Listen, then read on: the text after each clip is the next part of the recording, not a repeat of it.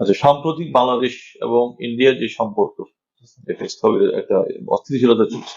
India Bangladesh রিলেশনের যে, যেটাকে বলে অ্যাপোলো ডিসকর্ড, এটাকে বলা হয়, হ্যাঁ। অ্যাপোলো ডিসকর্ডটা স্যার অ্যাপোলো ডিসকর্ড হচ্ছে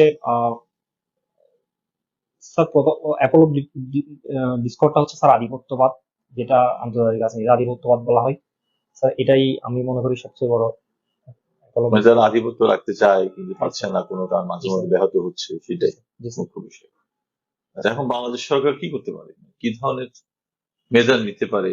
এটা কি উন্নয়ন করার দরকার আছে রিলেশনে, না কিভাবে স্যার থাকবে? অবশ্যই দরকার আছে। আমরা যেহেতু ভারতের সাথে সবচেয়ে বড় ও, ও, সীমান্ত অংশীদার তাদের শেয়ার সাথে করি বলে, হ্যাঁ। শেয়ার করি এবং তাদের অর্থনীতিতে আমাদের ডিপেন্ডেন্সি আছে কি আমাদের করা যায় বলেন, একটা ওয়ে বলেন কি করে উন্নয়ন করা যায় সম্পর্কে।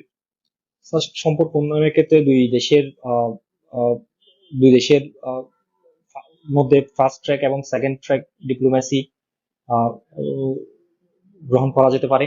সরকার প্রধানদের মধ্যে যোগাযোগ বাড়ানো যেতে পারে।